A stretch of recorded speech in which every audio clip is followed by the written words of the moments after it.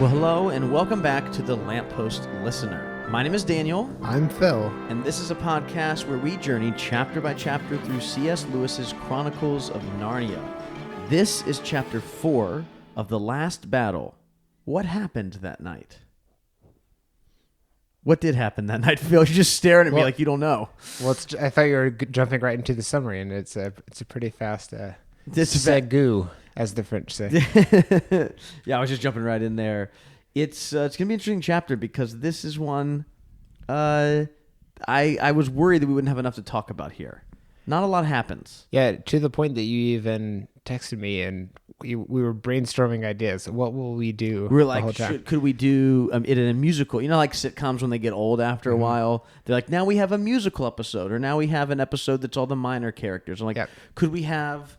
two characters finally get together, season 8. They have a baby. Or something like that, yeah. What could we do to kind of make it fresh again?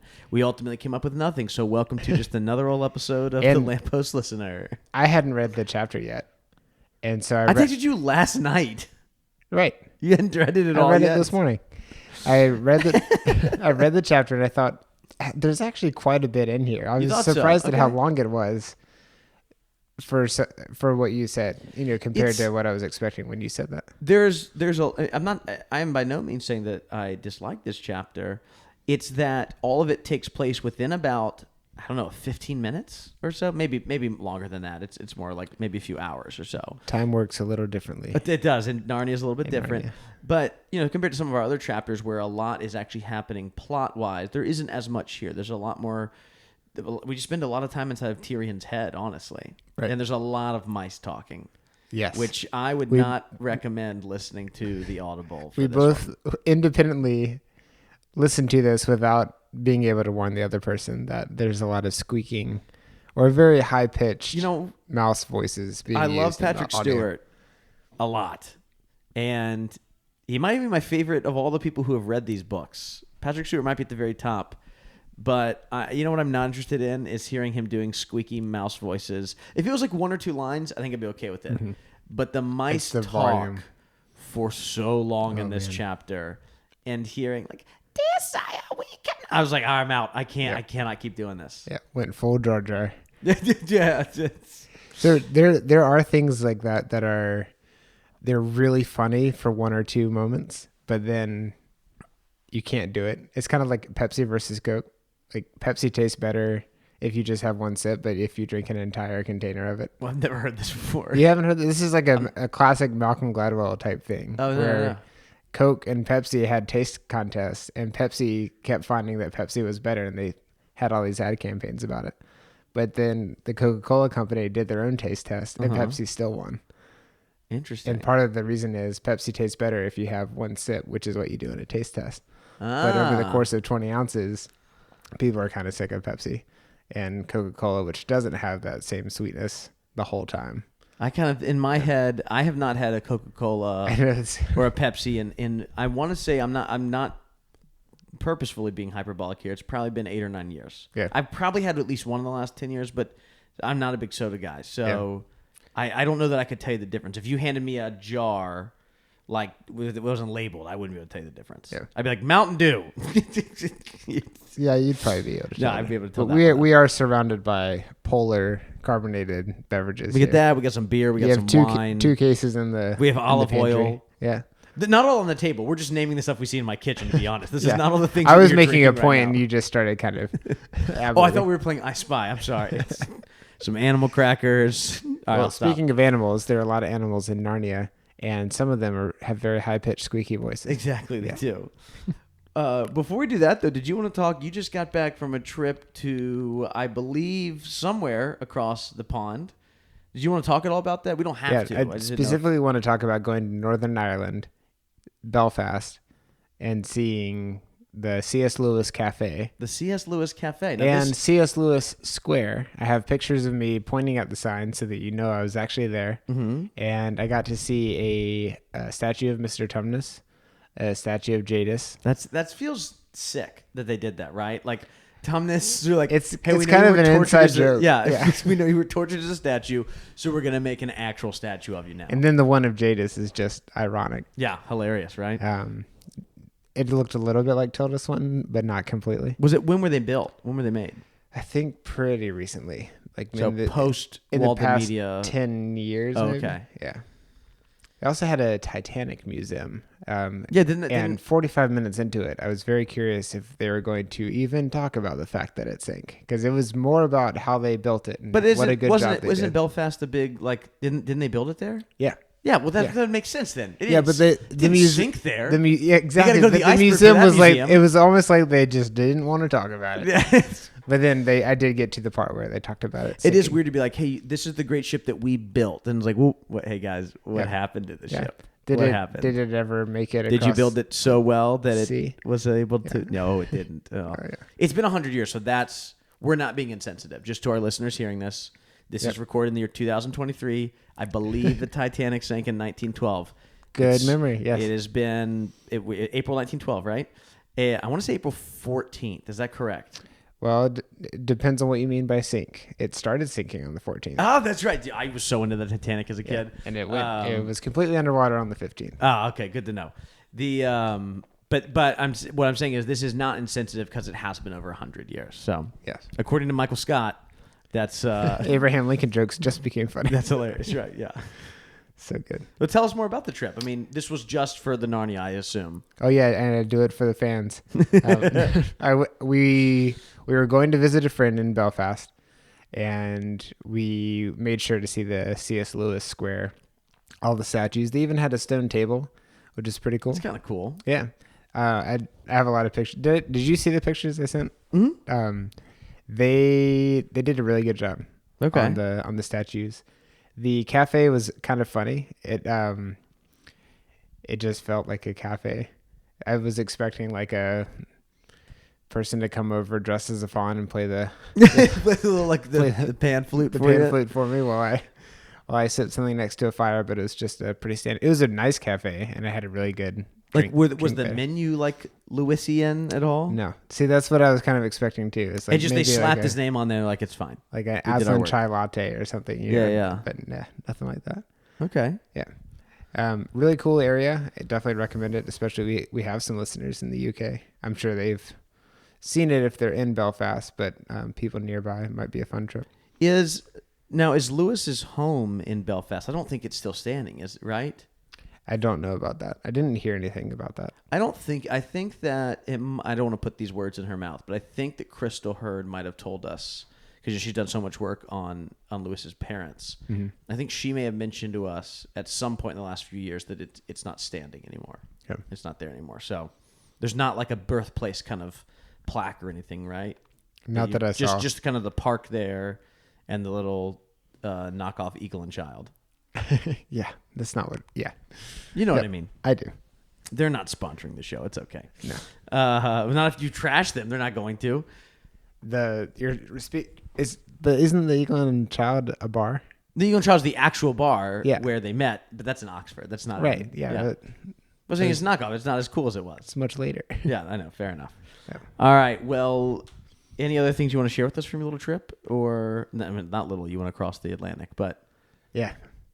It was neat to be amongst a group of, this is for a society called the Dorothy Donuts Society, which is a group of people who all read the same author, and they all meet up in different places. So they've been to Istanbul, they've been to... we prefer the term Constantinople. Okay. In this household. Ancient history teacher over here. No, that'd be medieval history, because before it was Constantinople, do you know what it was? St. Petersburg? No, that's you're too far. You're going too far east now. I'll come back to it later in the episode. You're not going to tell me now? It's Byzantium. The Byzantium period. Yeah. Byzantium. Right after the Bronze Age? No, not quite. It was Constantine named it after himself, like many famous leaders did back then. And then it was I guess Istanbul right around 1453. I don't know exactly when they changed the name, but right, just ballpark. Well, no, I know. I can tell you for sure with my dates that Constantinople fell on May 29th, 1453. That's the end, in my opinion. Although Lewis would very strongly disagree with me that when I taught medieval history, I would say that if you're going to put a date, you shouldn't put a date on when the Middle Ages end, but if you're going to do it, it would be May 29th, 1453, with the fall of Constantinople and the final fall of the Eastern Roman Empire, which was barely standing at that point. Anyways, Lewis, as we've learned from... Multiple Death Stars destroyed. They've gotten through all the way through Starkiller Base and everything. Yeah, clean up a few clones and then you're basically done. But as we've learned from Dr. Jason Baxter, Lewis is very adamant that the line between the Middle Ages and the Renaissance really should not be all that strong. In fact, they really should be placed together. So more porous. Not quite what he means, but sure. Like a membrane. You want to jump into chapter 4 here? Yeah, let's do it. All right. Well, it is an even chapter. No. You interrupted my. Sorry, you were talking. You were talking. My bad. There was a group of people, and they all had read the same set of books. Okay. And then their spouses were there. So I was there. My mother-in-law had read all the books, and I had started reading one, but I go back. I had tried. Was it not a favorite author of yours? No, it's really well written, but it's a really challenging read. Oh, okay. And everything's set in Scotland in the 1500s, and there are all these words that are not familiar to us. And I only started recently, so I was partway through a book and I hadn't finished it. So I had enough to understand what people were talking about, but I didn't fully appreciate every inside joke that they had. But it reminded me of some of the groups that we've gotten together with when we do C.S. Lewis stuff. One of the funny moments was I popped into a bookstore and I bought a book, and then I got back on we had a little tour bus to take trips to different parts around Scotland. And I am walking through the bus, and every 2 feet, someone stopped me and asked me what book I bought, and they wanted to hear about it. And then when I told them, they had something to say about the author. So it's fun to be around a group of people like that. And I feel like we get that with the internet. We have people emailing us and leaving us voicemails all the time, but it was fun to see this gigantic group in person. That's awesome. Yeah. Dorothy Dunnett. I don't know that I'm familiar with any of her work, so I'll have to maybe check it out. It is. So it's a really challenging read, but some of the jokes and some of the humorous moments are so rewarding. It takes like 2 pages to fully get into it and fully understand what's happening. And then the payoff is so incredible. Yeah. Well, chapter 4 now, the last battle. What do you have for us, Phil? 148 words. 148 words. 15 pages. Please read them for us as if you are a mouse. Oh, gosh. I will save all of you. Okay. I'm really tempted to try it, though. Please don't. Dizzy and tied up, Tyrion is unable to move. Several mice, rabbits, and moles approach him and offer him wine and food. They wash his face, too, and when asked, state that they do believe the lion they saw was Aslan. After they leave, Tyrion sees the ape from a distance and the lion next to him. This causes quite a bit of stress until the king remembers that it couldn't really be Aslan. He also recalls that many kings before him received help from children beyond his world. He calls out to both Aslan and the children, then immediately finds himself plunged into an apparent dream, where he sees 7 people around a table. One of them identifies himself as Peter the High King, but Tyrion is unable to reply or speak as requested, and soon, horribly, finds himself back in Narnia, cold, stiff, and alone. Not a very happy chapter for us. It's not. A real bummer. That's the thing that kind of impacts me the most here throughout these first 4 chapters is just the weight of despair that Tyrion and then Jewel in other chapters, although we don't see Jewel in this chapter, have, but also just the weight that Lewis, like the despair that is being communicated through Lewis as the narrator. It really is not even this like glimmer of hope, right? Of wait a second, we see Peter, we see some of the Pevensey. It's just a flash, and then it fades away. And even that last line of the entire chapter was that waking was about the worst moment he had ever had in his life. You think right here that it's in this moment he's going to see them and they're going to join him, and that doesn't happen. Instead, he wakes up alone. Yeah. By the end of this chapter, we're not in any better of a spot than we were before, other than the fact that Aslan must be listening to him. We don't really know exactly how Aslan's omnipotence works, but or his omniscience works, but it in some way he is receiving kind of an answer to this prayer to Aslan, right? But even then, it still is not exactly what he wanted, and Tyrion feels just hopeless at the end here. Yeah. It's a different kind of ending that makes you want to turn the page, but not in the traditional way. Where I am looking forward to seeing what happens because I have hope, but it doesn't have me turning the page super fast because I'm so excited to see what the next part is. This is more of I am turning the page because that was really sad and depressing, and I want to move forward, and hopefully he gets out of this. Otherwise, it's going to be a long next 5 to 10 chapters. When you say that, it makes me think of, I've been perusing, not heavily reading, but perusing Lewis's An Experiment in Criticism, which I picked up recently thanks to our listeners over at patreon.com. And you went on a little book buying spree. Yeah. Did you get notifications for that or no? Or did I just because I texted you? I'm like, yeah. I texted Phil. I was like, I don't want him to think I'm stealing out of the out of the coffers. Out of the coffers. I promise it's for Lewis related material. And we're going to turn those books into more money. Yes, exactly. I have been kind of going through it, and so my thoughts here are very much undeveloped because I have not finished reading it and haven't even really delved into it, mostly just picking up, reading it for 20, 30 minutes, and then setting it down, picking it up again, reading a completely different other part of the book. But one of the things that, as Lewis is reflecting in this academic work, right, on kind of, the purpose of literary criticism and kind of, asking, what is the purpose of fiction? So much of what he emphasizes, and I don't have the book in front of me, I left it at work, but he emphasizes atmosphere as being so incredibly important to what we are reading, especially when reading fiction. Mm-hmm. And potentially as much, if not more so, than plot or characters, that the atmosphere of a story, right, is this incredibly important element that sometimes we kind of view as this secondary thing. Oh, I liked the characters, and the plot did this, and then the atmosphere of this was okay too. But Lewis is focusing a little bit more on that atmosphere piece.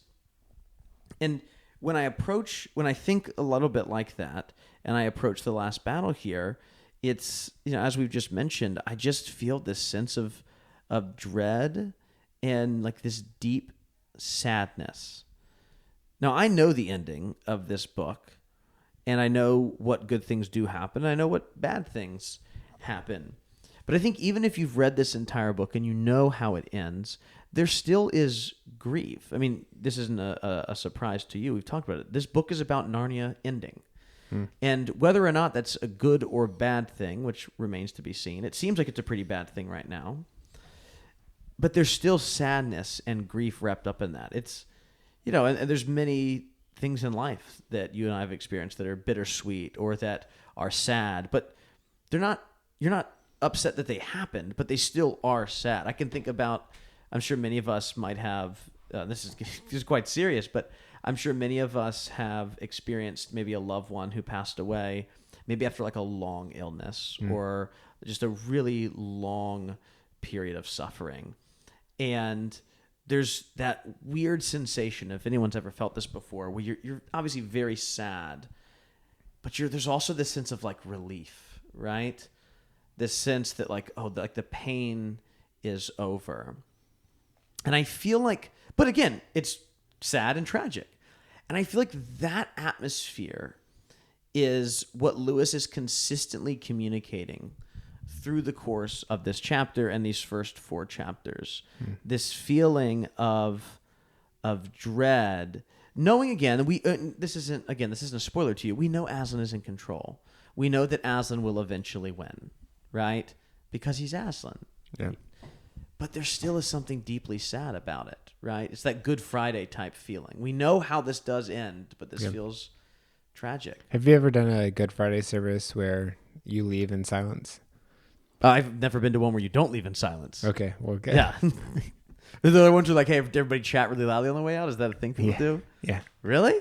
Well, yeah. If you don't tell everyone to be quiet, they'll just start. Oh, no. I've always been to ones that And even different kinds. I've been to some where the Tenebrae service where they turn, there's candles. Well, Been to other that's ones. specifically what I'm talking about. But no, I've been to other, I've done Tenebrae Tenebrae, type but thing. even like the one in our parish is not a Tenebrae, but everyone, so it's like, hey, please return to your cars in silence. So Yeah.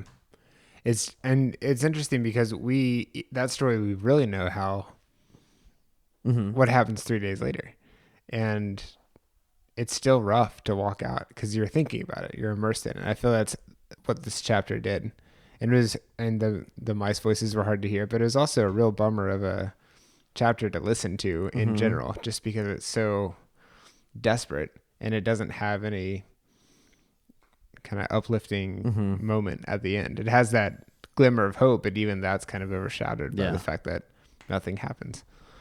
Well, let's jump into it and talk about how this chapter begins. What happens to start us off?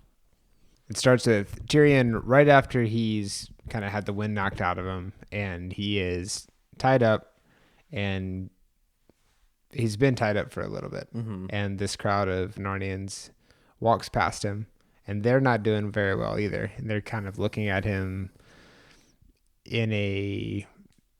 they're sorry for him, and they also have to keep moving. Very dystopian. It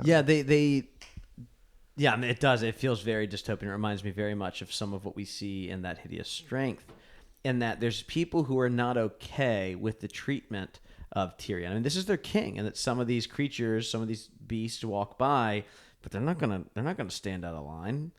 And there's this weird thing happening where you have these two kind of authority figures. You have Aslan, who's very much at a distance, right? And has been acting weird and saying things that Aslan shouldn't be saying.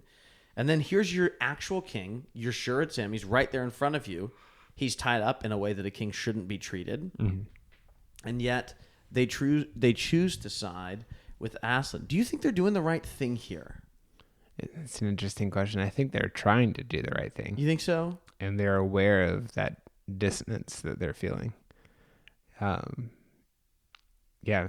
think they're really trying, but maybe they are uninformed and they don't have enough.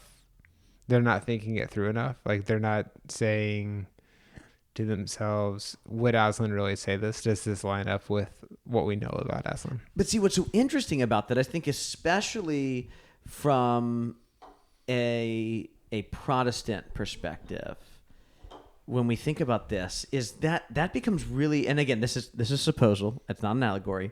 This becomes very interesting because how often, have we said, I think this is true of many different churches, but I'm just thinking about some of my experience in more like evangelical kind of places that have a very, very high view of Scripture, like above kind of sola scriptura, kind of that Reformed kind of idea. And how many times in those kind of settings do you hear something like, well, I know this is what God says, and even if it doesn't line up with our culture, then it's our culture, or even if it doesn't line up with your feelings, then it's your feelings that are wrong. But God's word is true, and so you listen to God even if it doesn't feel right. But right here, they are listening to Aslan even though it doesn't feel right, and they are doing the wrong thing. They are literally following the Antichrist. Yep. And again, I know Lewis is not trying to make this allegory, but this, I'm really I've never read this book with a group of students before, and I'm like, oh man, our sixth graders read. I'm like, maybe we'll have to steal the book from the sixth graders and read it in fifth grade, because what an interesting conversation to have about this is, are these talking beasts doing the wrong thing? The mice who are going to appear in just a moment, this group of mice who are going against the very word of Aslan, the word of God in their world, to help out this person in need. Well, that, in their minds, for all they know, they're committing some horrible sin. And they're like, we don't even, at least one of them says, I don't even care if we're sinning. I know that it's right. I feel that it's right. And what's interesting is, from a very modern or postmodern perspective, is you have almost these mice that could be accused of, now we know they are doing the right thing, they could almost be accused of constructing their own truth, constructing their own morality. I know what Aslan says, but I feel that this is right. And so you have, this is my truth. And obviously this is not what Lewis is saying at all. But you get into a really complicated and confusing kind of nuanced, struggle over morality here, because these mice are right. They are doing the wrong thing. And you have an actual antichrist that is using the word of Aslan to lie to everyone. Yeah.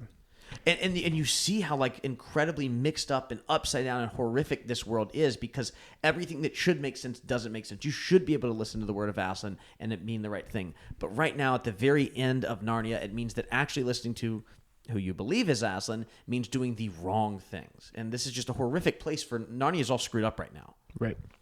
I do think there's an important distinction. I don't think that they are hearing the voice of Aslan. I think that they are hearing someone who is claiming that he is repeating what Aslan said. That's important. That's so important.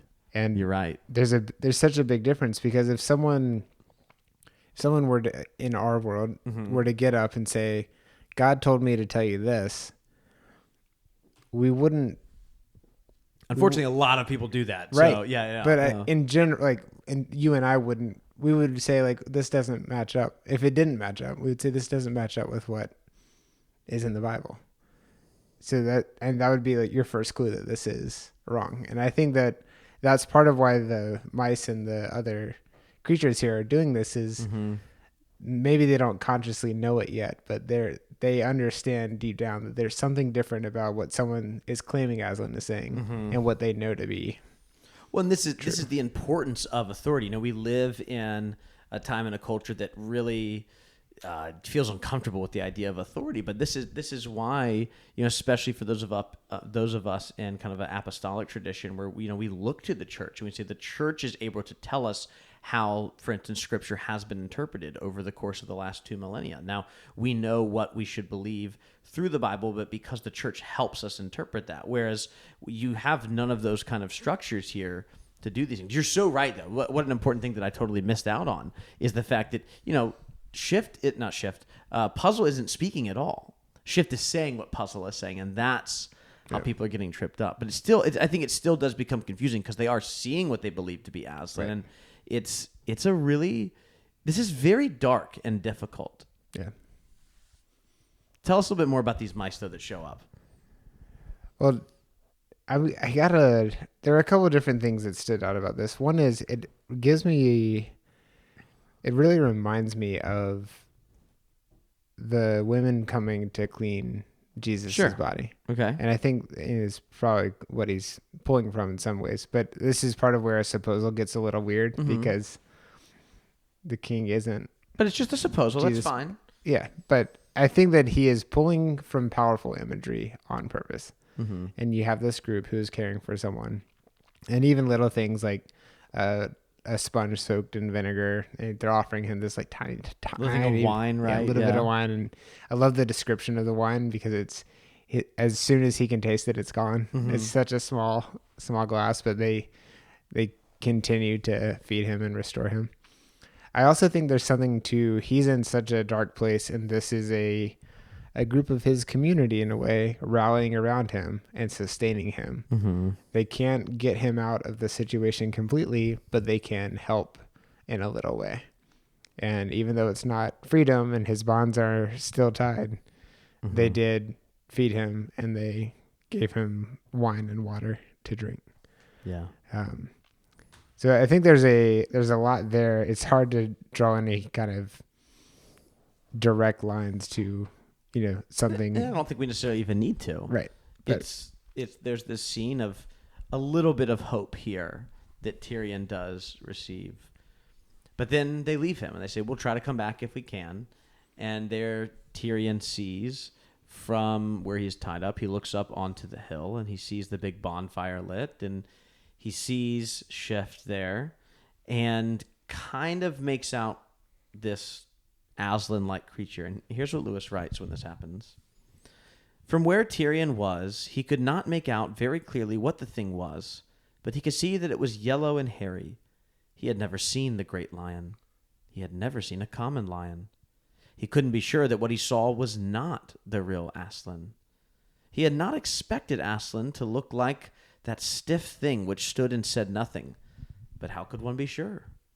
For a moment, horrible thoughts went through his mind. Then he remembered the nonsense about Tash and Aslan being the same, and he knew the whole thing must be a cheat. The ape put his head close up to the yellow thing's head, as if he were listening to something it was whispering to him. Then he turned and spoke to the crowd, and the crowd wailed again. Then the yellow thing turned clumsily round and walked, you might almost say waddled, back into the stable, and the ape shut the door behind it. After that, the fire must have been put out, for a light vanished quite suddenly, and Tyrion was once more alone with the cold and the darkness. So they built a giant bonfire, used it for a few seconds, and then extinguished it? I think they extinguish it really quickly, though, because they're afraid that someone might see through the veneer here, right? Yeah. They'll see through the facade. A little peek behind the curtain. Yeah. This line here, he had never seen the great lion. He'd never even seen a common lion, but he couldn't be sure that this was not the real Aslan. What an interesting way for Lewis to frame that for us. And we understand from Tyrion's perspective why this is so confusing. Yeah. It is hard for us as readers because we come with 6 books worth of knowledge to this, no matter what order you read them in. We've all come with 6 books in order to get to this. This is the one we can all agree on. Exactly, yeah. And we know that this can't be Aslan. Even if we hadn't had the first chapter by Cauldron Pool, we would see this and go, oh, that's clearly not Aslan. He wouldn't be selling you into slavery. He wouldn't be advocating for this kind of all Tash and he are the same thing. But this is more difficult for Tyrion, who really doesn't have that same experience. Aslan is much more far removed from him. And I actually came across this really interesting idea here. I think this is a good place to chat about for a moment, which is that at this point, I mean, I'll ask you, this is not a quiz, who would you say our main character is? Tyrion. Right. I mean, it's pretty clearly he's the protagonist here, but I paused because there was such a focus on the ape at first. At first, but you're right. It clearly is Tyrion at this point. Tyrion. But if we walk through the other 7 books in the series, and we at least just say there's going to be one protagonist for each one, right? Then what stands out to Tyrion, let's go through this. So we'd have Wardrobe, probably Lucy, I guess, if we're going to pick one person. Maybe Edmund, but probably Lucy. With Caspian, it either is Caspian or maybe Lucy or Edmund or Peter, I guess. But one of those, clearly, right? Yeah. With Dawn Treader, it's Eustace, maybe, or maybe it's Caspian. It's Eustace, and then for the second half, you're right. It's not Eustace. That one's a hard split. For Silver Chair, it's probably Jill, right? Yeah. With Horse and His Boy, it'd be Shasta, and then Diggory, and then here we are to Tyrion. Yeah. Every single one of those characters until now is a child. And not necessarily a child from another world, because Shasta is from Narnia originally. Well, did you skip Magician's Nephew? No, Diggory. Okay. Diggory. I was listening for Polly. Oh, I went through quickly. But here we have, it's not necessarily that Tyrion is from Narnia that makes him unique. What makes him unique is that he's a grown man. Mm-hmm. And this is what Michael Ward actually... Kind of like the guy who played Prince Caspian. Exactly. This is what Michael Ward wrote in Planet Narnia about Tyrion here. And I'm picking up with a thought that Michael Ward is going on here, but you'll be able to get the picture. Nevertheless, he, meaning Tyrion, is clearly not a child. And now he's quoting from Lewis. His shoulders were already broad and strong, and his limbs were full of hard muscle, but his beard was still scanty. And then here's Dr. Ward continuing. And in this respect, he plays a unique role in the septet, requiring the reader to identify with a significantly older protagonist than usual. The young children from England, Jill and Eustace, help him, spoiler alert, but you're going to find that out anyways. He is not there, as Puddleglum is in the Silver Chair, to help them. And then skipping ahead just a bit, thus the reader is put into a mature, less protected frame of reference than is the case in the previous 6 books. I had never thought about that before as I've read through these books, that our protagonist is a grown man. Yeah.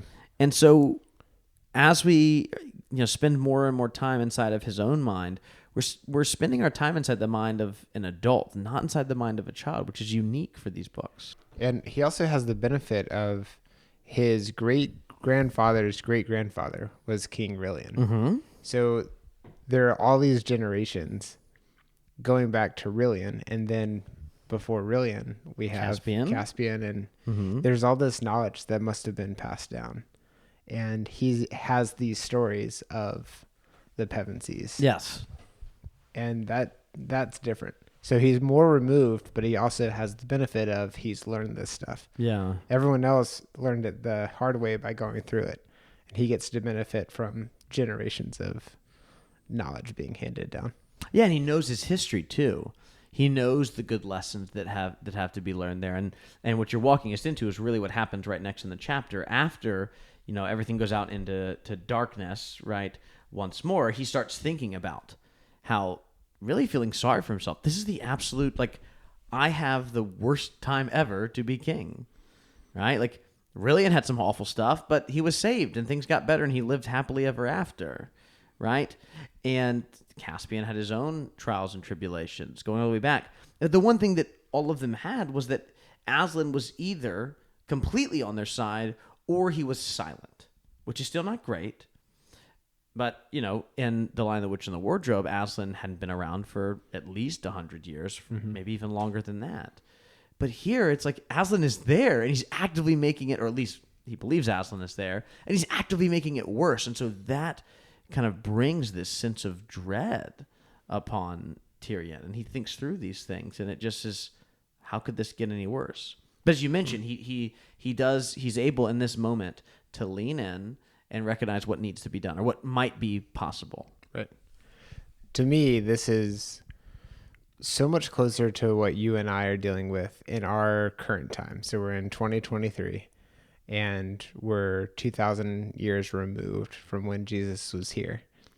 And what we haven't seen Jesus face to face. We haven't walked around with him, but we do have the history, and we have hundreds of generations of people preserving that history and bringing it to us and teaching it to us both through time, but we also had actual teachers telling us, and we see documents, we see it printed out and stuff.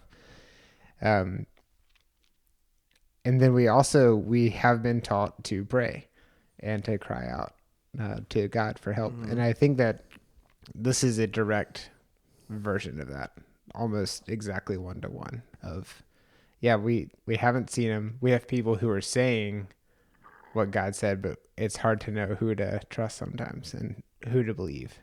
We have a lot of wild stuff out there. And I think that you and I were both a little concerned about this chapter from what are we going to talk about? But in terms of just reading the chapter, because I read through it just today, thought about it a lot. And then I also listened to it, and it's really been on my mind quite a bit. Interesting. I feel like this one is helping me understand where we are in our current time in a very different way compared to the other books. The other books were more about, they felt closer to Jesus's time, and this feels closer to our time. Where we have kind of this long period of separation, right, from the Word of God. Yeah. Meaning the Word is in John chapter 1 word, meaning Jesus, not the Bible word of God. But interesting. I like the way you're putting that. We've also had, just in the past 200-300 years, a lot of people claiming that there's something else to be added to the Bible. And they're the only ones who can read it. And that's really scary and challenging. Yeah, and I don't even know how unique that is to us. That seems like something throughout all of history. I mean, you even see starting in Acts, just right after Jesus ascends, you have people, well, here's I like your Christianity, but let me add some other things to it as well too. I mean, right. Or let me take some stuff away. Yeah, the church fathers. I'm not saying it's just the past 200 years. I'm saying we have examples as recently as 200 years that have made a big impact. And any person can just go and say stuff, but to have a big impact where you have hundreds of thousands, if not millions of people as part of your organization because of something that you claimed is from God. Everything feels very fresh. There's this confusion that Tyrion seems to have throughout the last few chapters, to be honest, of how do I cut through the noise, right? And that feels very relevant to you and I, and I'm sure many of our listeners. How do I find truth, right? I think that's a question a lot of people are asking, right? Whether they're Christians or whether they're not Christians. There's a lot of people asking, how do I find truth? And for a long time, at least here in the West, as I only can speak to my own context, but we had, institutions that said, here's the truth, we'll give it to you, and we would receive that. And I'm not saying that everything was perfect about that structure, but there wasn't nearly as much questioning of if we had received the truth, capital T, truth, right? Whereas now in this landscape, this postmodern landscape, I mean, Lewis is writing, thinking mostly about modernity, and now we're past that, right? The Post. only post modernity potentially, but yes. What Lewis is asking us through Tyrion to ask ourselves is, well, then if we're not receiving it from institution, what do we do when there's conflicting messages? Mm-hmm. How do we find out what is real, what is not, what is good, what is right? How do we, how do we order our loves? How do we decide what's more important than something else? Well, if it's totally up to us, I think what Tyrion is finding out himself was like, I can't be trusted. And I wonder if we wouldn't have gotten this if we had had a younger character. I wonder if this, and I know he's still like young. He's like maybe 25 or so. Yeah, it's not like he's Tobey Maguire Spider-Man 1. Yeah. Okay, great. Yeah, when he's in high school. It's not like he's some, wise old man who's been through so much before, but he's also not 8. No offense to our 8-year-old listeners, but a 25-year-old. But you don't know everything. Hopefully able to do a few more things more than you. But also, they can now rent a car, because that's the one you can start doing at 25. 25. It's the last special birthday. Yeah, your last special birthday after that. Well, 40. Well, okay, 26, you get kicked off your parents' insurance. Is that when that happens? Yeah. We were married before then, so it didn't. I think we already were kicked off. But you and your wife. Yeah. Yeah. Okay. No, not you and me. Yeah. You know what I meant. I've already forgotten what my point was. Oh, I remember now. So Tyrion is, he has Aslan, who he's known of all of his life as the good and rightful leader, right, of free Narnia, who he's supposed to obey and listen to, who is now telling him things that are in direct contrast from everything that he's supposed to believe, from everything he has learned from his ancestors and has learned from his teachers and other authority figures that is good and right. And now he's in a tough place, because I thought that I was supposed to do things that were good, right, and just, right? And the reason we did those things is because we were told by Aslan. So what if Aslan is no longer communicating those things to all of and I think that place is where often we find ourselves right now. Well, I think I'm supposed to do these things, but they seem in direct contrast with everything else that's happening in the world around me. And so I'm confused. I'm told that if I do listen to God, or if I do listen to the word of God, then I'm being unloving, that I'm being unkind, right? Yeah. That I'm being judgmental or something like that. And so you have that side of things. But the other confusing side of that is that, and why this isn't an allegory, is because that's not at all what's happening here in Narnia, because we have a false Aslan. What Tyrion is experiencing is a world that is so loud and chaotic, it is hard to know what is good, what is true, what is important, what is worth living and dying for. And I think that idea is something that all of us can relate to. All throughout time, that's always been true, right? What are the good, true, and beautiful things of this world? What does it mean to be human? What does it mean to love others, right? What does it mean to love God? But it's particularly difficult in a time where the loudest voices are saying truth is completely constructed, and you decide. You do what makes you happy. You do find what feels good, right? And in that world, it can be really hard to, if you're really trying, if you're honestly trying to follow God and both love him and love others, it can be actually really hard to know what to do. Yeah. Because simply just saying, well, I'm going to do exactly what this says here in the Bible, and I'm going to hardline this, and I'm going to kind of just shut myself off from the rest of the world. Well, that can be really difficult. It doesn't feel like loving others very well, does it? Right? So how do we do this? That is what Tyrion is. And that does it. It feels hopeless sometimes if there isn't a happy ending, which there will be. So yeah. Yeah, this is an interesting moment to pause in the story. And by pause, I mean in the chapter. Just because he did mess up. That's the other complicated thing. We talked about he murdered a two guys. Right, yeah. So when you're talking about kind of like what we deal with in the world, we're not doing everything right either. And Christians... I mean, I've never chopped off anyone's head before. Well, but me either. Have you impaled someone like Jewel? No, but I also don't have a horn on my head. You might have. If you had a horn on your head, it might have happened. I think that it's important to only talk about things that we know. Oh, okay, good. And not hypothesize about things that we don't know what that's like. Yeah, we don't. I think that it's worth mentioning that he messed up too. So that's a big piece of it too. Mm-hmm. And it doesn't mean that because he messed up, Aslan isn't real. But it does complicate things. Yeah. And it makes it hard to... How can I trust my own instincts? How can I trust my own feelings? Right. I just murdered a guy. Yeah. Right? Their truths were in conflict. If I, this is now me, Daniel, talking, not me pretending to be Tyrion here, but if I think that this is what it means to follow God and love others well, how do I know that that's right? Because I'm actually not always a very good father. I'm not actually always a very good husband. I'm not always a good friend. How can I know these things? And again, not always a great podcaster. Great. The pressure that if we allow ourselves to be the arbiters of what is true, right? Like the pressure upon that is too great for us. Right. And then the despair of it's not working. Yeah. It's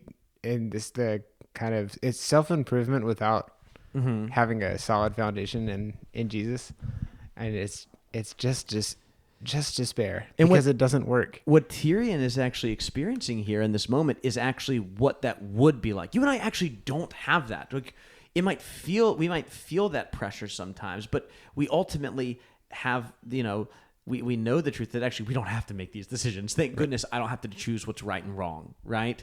Yeah. And Tyrion actually does in this place because it is confusing and it is actually very unclear as to what is the right thing to do here, because is this really Aslan or is it not? I don't know. Okay. Well, let's move on to this. Things are a little weird, so let's make them weirder. Let's have a crazy, weird dream. And let me ask you, as these seven figures, the seven friends of Narnia appeared, did you know who they were? I had a guess that they would probably be former visitors of Narnia. Okay. So I didn't know specifically which ones they would be. Well, and I don't think we know all of them yet. The number 7 does kind of indicate that it's going to be everybody from our world that's visited. Well, let's think through this together, okay? All the good people, not Uncle Andrew. Fair enough. Here is what Lewis writes. He seemed to be standing in a lighted room where 7 people sat round a table. It looked as if they had just finished their meal. 2 of those people were very old, an old man with a white beard and an old woman with wise, merry, twinkling eyes. He who sat at the right hand of the old man was hardly full grown, certainly younger than Tyrion himself, but his face had already the look of a king and warrior. And you could almost say the same of the other youth who sat at the right hand of the old woman. Facing Tyrion across the table sat a fair-haired girl, younger than either of these, and on either side of her a boy and a girl who were younger still. They were all dressed in what seemed to Tyrion the oddest kind of clothes. I'm imagining Hard Rock Cafe t-shirts. Why are you imagining Hard Rock Cafe t-shirts? Because that's the most different thing I can think of compared to him. Interesting. Compared to what he would be wearing medieval garb. So there's 7 people here. There's 2.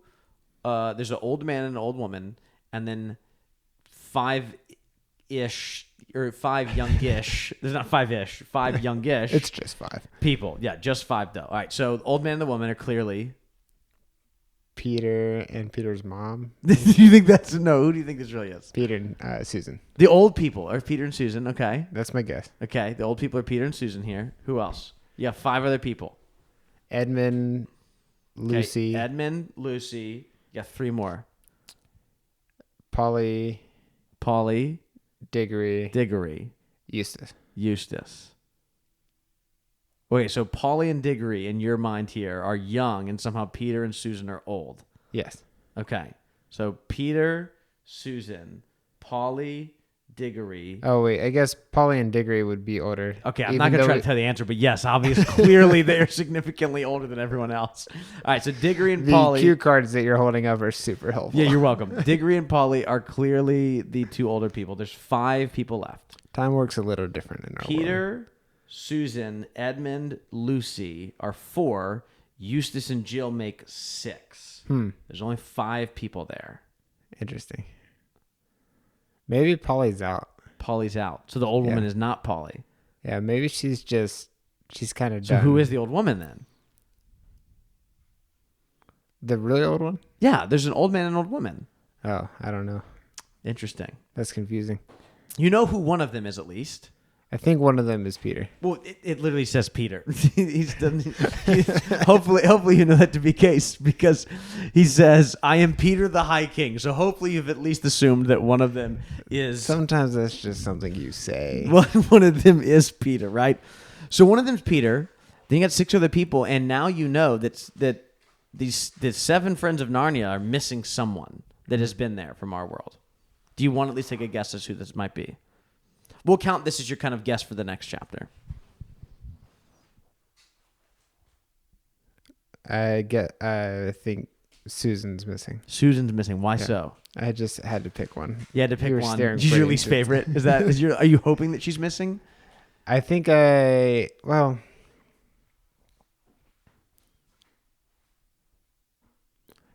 feel like she was kind of the least loved by Lewis. And her character kind of went off and never really came back. We did mention as we covered Caspian that she felt like she did not have nearly as much to do. So, okay, maybe that's part of it. Yeah. Why wouldn't she be there, though?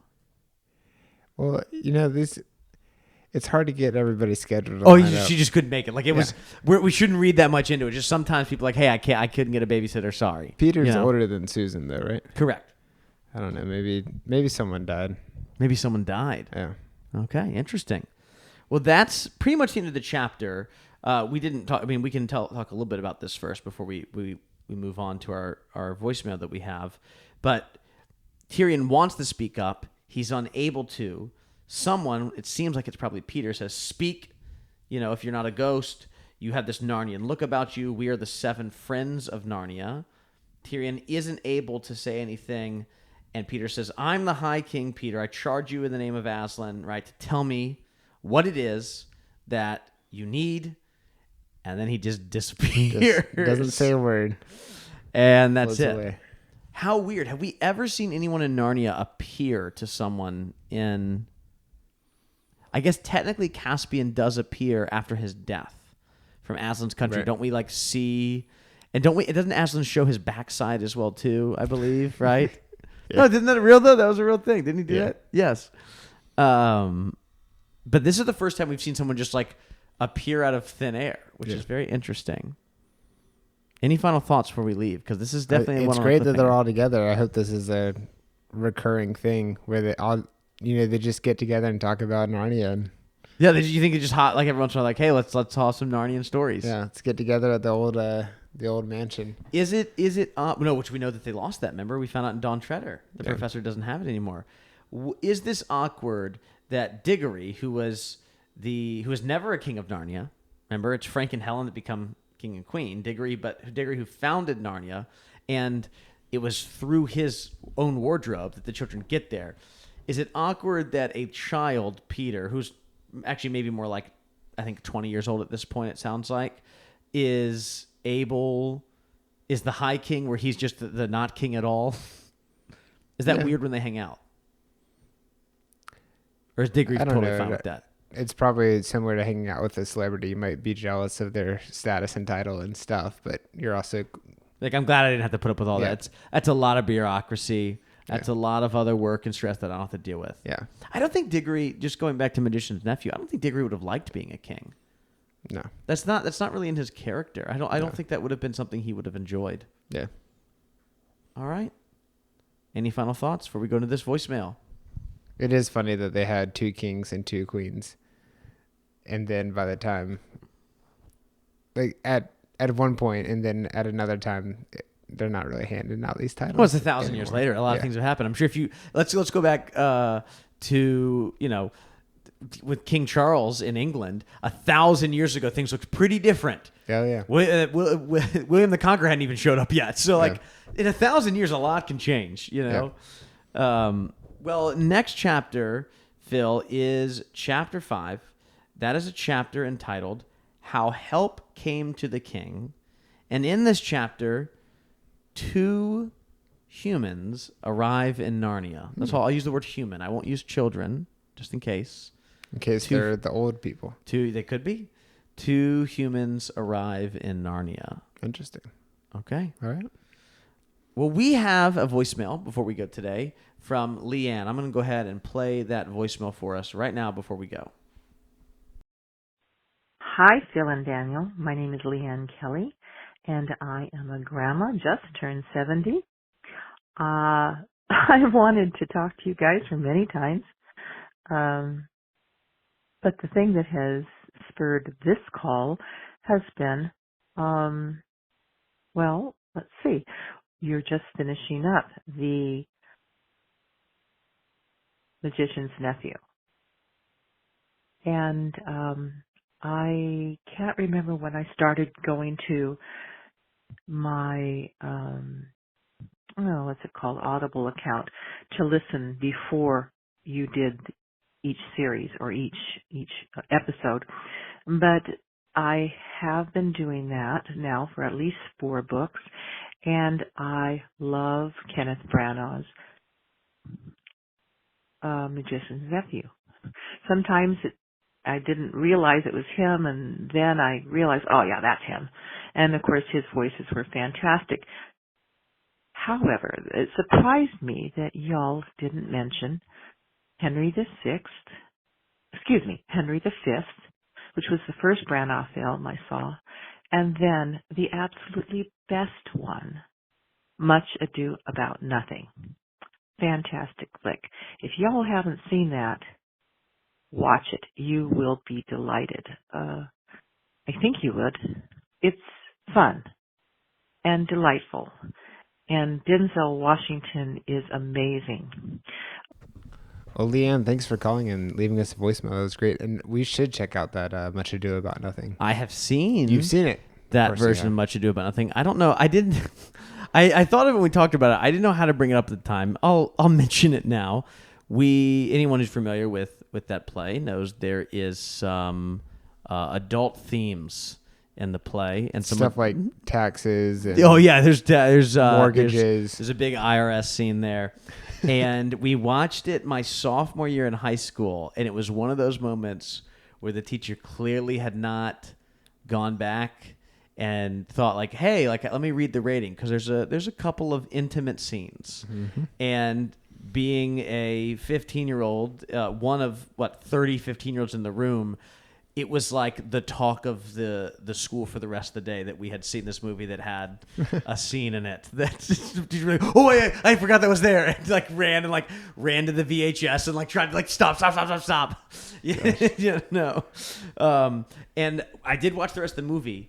I have no idea what happened the rest of the movie, because everybody was just like, it was a teacher we actually really liked too. And most people we're like, oh no, she's gonna get fired. Like it was fine. I'm sure nothing bad happened, but I have seen it. It is great. Emma Thompson, Keanu Reeves is in it too. Really? Yeah, it's great. Wow, it's a really good one. They do a great job. And then I'm sure we had to mention it back then. I've never seen Henry V. Never seen his version of Henry V. I have. And I probably talked about it then. I adore his Hamlet. I think it's wonderful. We've talked about it before. I read Hamlet every year. It is my favorite Shakespearean play. And his version of Hamlet, that's like 85 hours long, is incredible and worth, every single minute. Yeah. I believe it's the only completely adapted, where someone adapted the entire play word for word on the screen. That's the way to do it. Yeah. BBC style. What's the one that is it Jon Favreau who did one?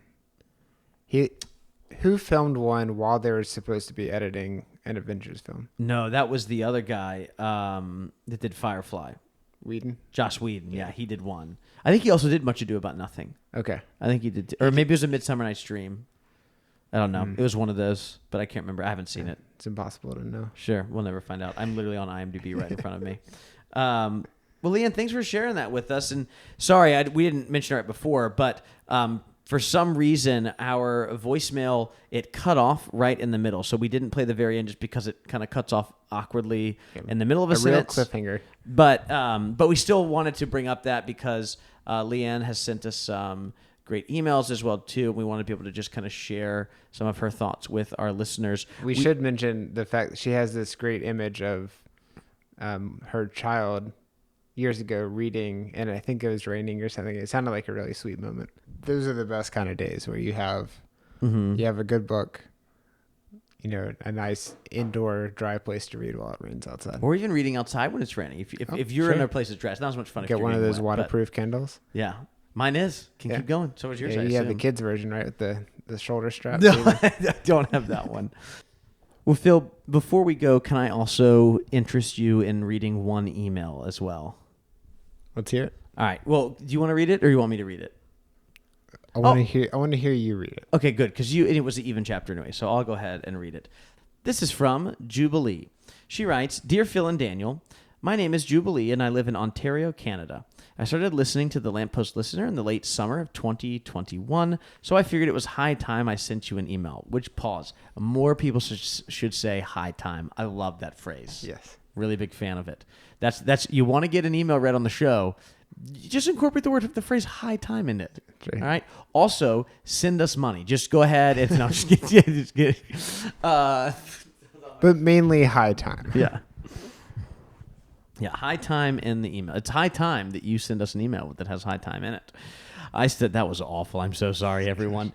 You're a dad now. You have to do this. Jubilee started. Her next sentence is, "I started it at episode 1 of Wardrobe and have been making my way through. Today I finished episode 1 of The Magician's Nephew. I'm not sure when you're planning to start the last battle, but my goal is to try and finish season 6 before then so I can listen in real time. Though I am used to binging the episodes, so it's going to be very difficult to wait. The Chronicles of Narnia have been my favorite book series since I was around 7 years old. My sister had all the radio theaters, and I listened to them all on repeat, in chronological order, unfortunately, and am now a diehard publication order reader. The Silver Chair has always been my favorite book, and as a kid, I loved to pretend I was Jill and would quote her lines often. Oh. My husband and I welcomed our first child in May of 2022. Congratulations." And I had that. She didn't write congratulations. Sorry, that was me, Daniel, the podcast host, saying congratulations. Phil looked at me very strange, like as if she had said congratulations. Jubilee says, "I have spent many hours listening to your podcast while feeding my son and rocking him to sleep." Her son is going to need lots of therapy after hearing me speak to him from across the country, across North America, excuse me. "It is such a joy to listen to you talk about Narnia. I deeply appreciate the discussions you have and love your banter. The way you two interact and your senses of humor remind me of some of my closest friends, and it is just a delight. I often tell my husband, Phil said this or Daniel said this, and he knows exactly who I'm talking about. Thank you for all the time and effort you put into the podcast. I just adore it. God bless you guys and your families." Ooh, that is extremely encouraging. That's a nice little email, isn't it? Yeah. Man. Where can people go to get more banter? Where can people go to go? What if I told you there is an entire other podcast where we just do the banter stuff without the Narnia stuff getting in the way? That is true. We are now 47 episodes into the Dancing Lawn over there. And we've gone through those radio dramas, which has been fun. Yeah. Recently, well, actually, I don't know if listeners have heard it yet, but this is kind of letting people know where we're recording at. But when you were in Scotland, Anna and I had a little date night where we recorded our episode, and my son got to join us for the beginning, which was really fun. Yeah. I'm sure that we are making him an egomaniac because he requests all the time, "Can I listen to me?" And I'm like, oh boy. Get your own podcast. I mean, then you'll be sick of hearing your own voice while you edit it or while you review it. Yeah, exactly. But Jubilee, in all seriousness, thank you so much for the kind words. We're glad that this show can be a place where we can talk about serious things like the good, the true, and the beautiful, and the importance of good fiction and literature, but can also goof around and talk about the Phantom Menace as well. So you had to mention it, didn't you? We're glad. We're glad. Wait. Let me tell you something here at the end of this podcast. You'll think this is. Did I tell you this on Saturday? I can't remember. Maybe I didn't, but I'll tell you now. The listeners weren't there with us on Saturday. That's right. Fridays we'd always do movie night, and my son comes in he's been over with his grandparents. Comes in Friday afternoon. It's time for movie night. A lot of times I'll say, "Hey, buddy, what do you want to watch tonight?" It's movie night. We'll get he'll pizza. Say, "My Neighbor Totoro." He does. So they say, "My Neighbor Totoro," but he's also been watching the first Toy Story, and we've watched Star Wars, Empire, and Return of the Jedi, A New Hope, Empire, and Return of the Jedi. We watch kind of these like 55-minute versions of them. We fast forward through all the violence because he's 2. Soon to be 3, but still not quite always appropriate. And he loves them. He's having a good time with it. We have some Star Wars books he's been reading, and my dad has been telling about the other Star Wars movies. So he walks in on Friday night, and I gave him the Phantom Menace book. That's it too. And okay, so it's you too. You're part of this problem too. You gave him a Phantom Menace storybook as well. So he comes in. I was like, buddy, what do you want to watch tonight? And like as clear as day, because he's almost 3, so he's talking quite a bit. He goes, Episode 1, The Phantom Menace. Yep. Just like that. Like Anna and I met eyes. Were like, should we do this? Like, isn't he too young for this? Yeah, it's just about taxes, buddy. And we were like, all right, well, we'll let him watch Episode 1, The Phantom. Again, we'll watch like a 50-minute version where we just, he'll watch the pod race scene 3 times, really.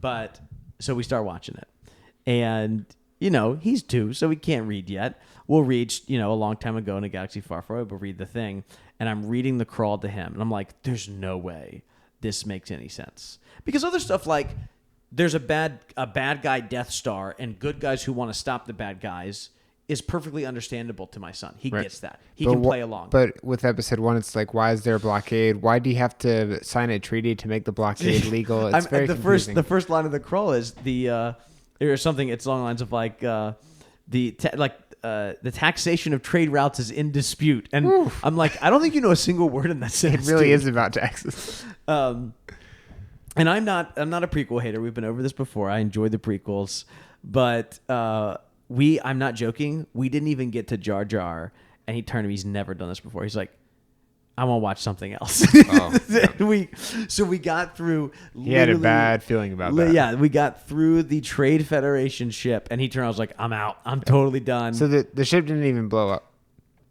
No, we didn't. No. The Republic ship, like that reddish maroon ship, that thing blew up. But I fast forwarded that. He didn't see that part. I skipped ahead 15 seconds. But sir. Yeah, no. They fought off the battle droids. They did their little speed run. Yep. And by the way, in case people haven't seen that, the 2 Jedi go super fast off to the side. They never use that ability, and they never mention it again. Yeah. It's kind of like a one-shot thing. Yeah, they only get it once every 1,000 years. You can use it. That's it. And he used it to get away from 2 droids. There's other times where they've been much more helpful. Like remember we were trying to catch Count Dooku in Attack of the Clones? Just run to him if you can do that. Right.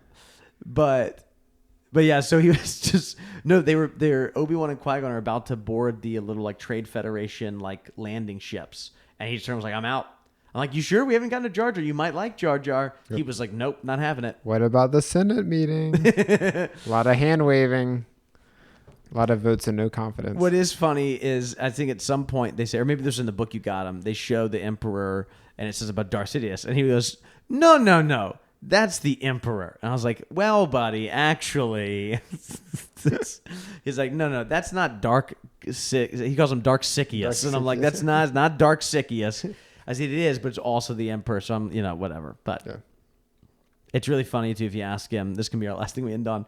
If you were to ask him if Darth Vader is a bad guy, his new thing, because he's been really into Return to the Jedi, which is what he calls it, is like, Darth Vader is a bad guy, but not at the end. Oh, yeah. So I'm like, all right, there you go. There's some good in him. So he's now convinced that all bad guys are always good at the end, which I'm like, oh, buddy, let's keep you there in that wholesome place for now. Yeah. Yeah.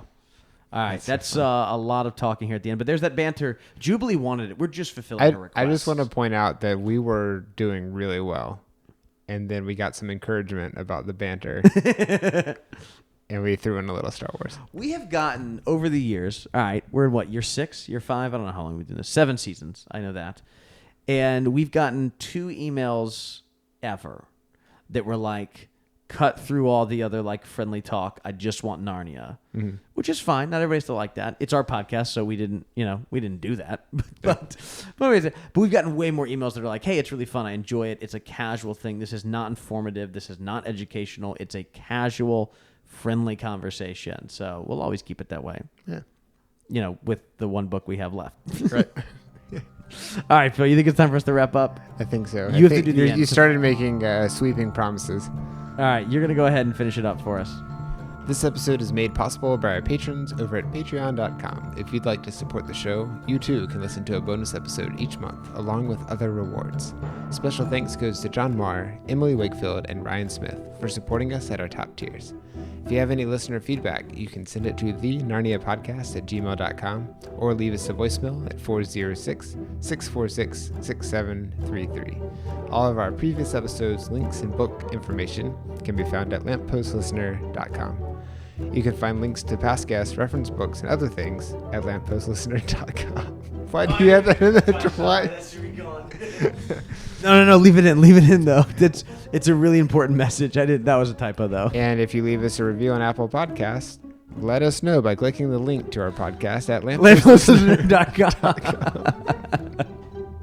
Thanks for coming along on this journey, and we will be back next time with Chapter 5. Which you can find at lampostlistener.com. See you next time.